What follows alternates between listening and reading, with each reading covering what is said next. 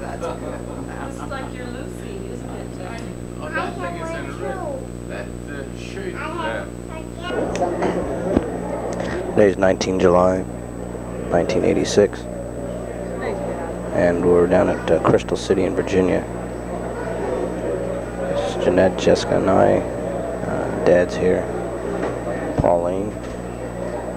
And we're meeting here with my grandfather and Jesse, your great-grandfather, Probyn Thompson Sr. And we're going to talk some about the family history.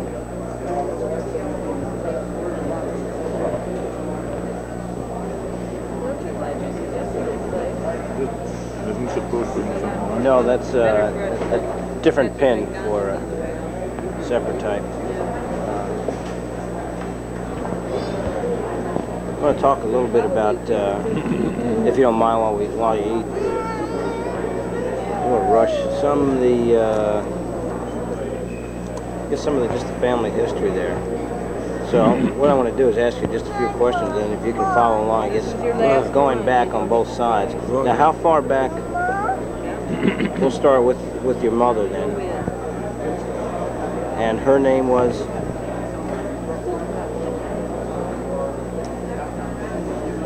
Julia Watley was her maiden name. Julia Watson? Okay, how do you spell the last name? Wattley. Okay, Julia Watley. Now, what about her parents? What on her mother's side, you know? Would be your maternal grandmother? Yeah. That was Pagan. Alice Pagan. Okay, Alice Pagan. And she was born, it was in Yugoslavia? Mm-hmm.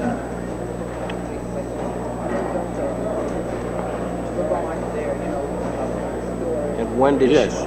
Okay.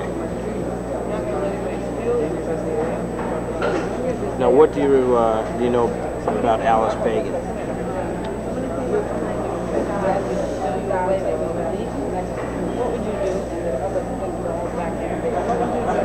She was the first order of aristocracy. She was tall and stately.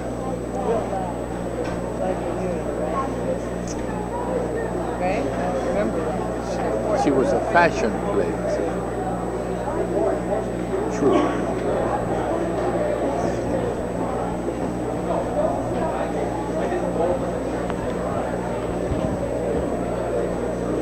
Now, she came to St. Kitts as a adolescent?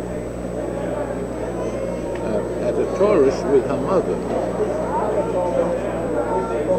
Were they intending to stay, or did they... They were touring. Okay. Yeah.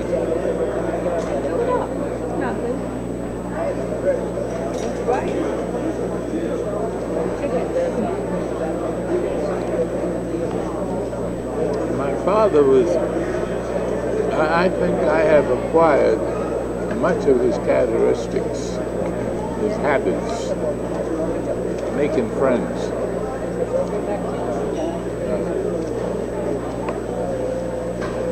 I don't wait for one to speak to me. I speak to them. That's a good example.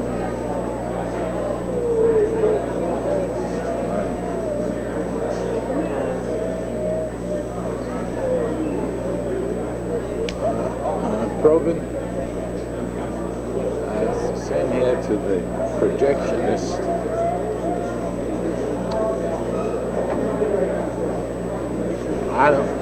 Well, quite recently, where we are in St. Petersburg, speaking of making friends, there's a fellow on the corner of Alcazar and Alhambra Way. He was a cross-country. He had 2 or 3 rigs. I think they call them the rig. To which you pick up the truck or the body. So the fellow that lived next door to him was of the other ethnicity. So Bob was this man's first name who had the rigs, and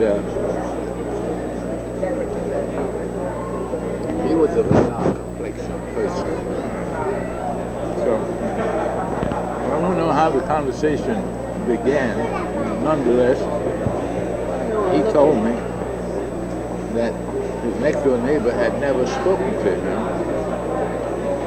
So I said to him, quite pointedly, I said, Bob, what have you done? Have you spoken to him? He said, no, I met him here. He should speak to me first. I said, that's hogwash. I said, make friends with people. Maybe he doesn't know better, but you know better, Bob. So you approach him. I approach people.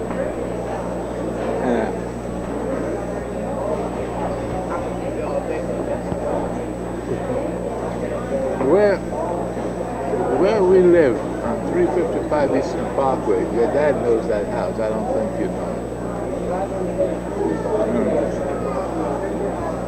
My mother-in-law bought that house around 1911.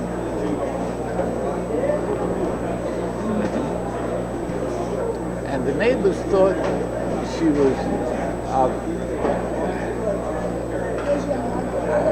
an ethnicity other than her true one. She was a colored person, but she was of fair complexion order, and so was her daughter, who accompanied her to look at the house. So the neighbors thought that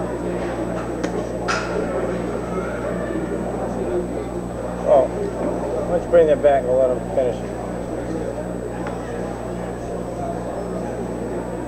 I don't think it is. Is there any food left on it? No. So when I got into the family, the neighbors were still semi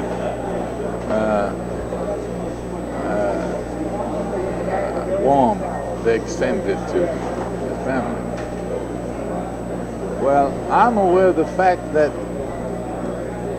you must make offerings. That's the way of life. One expects you to make a contribution before they do so. And the rear of from Franklin Avenue to Bedford, it was all wooden fences.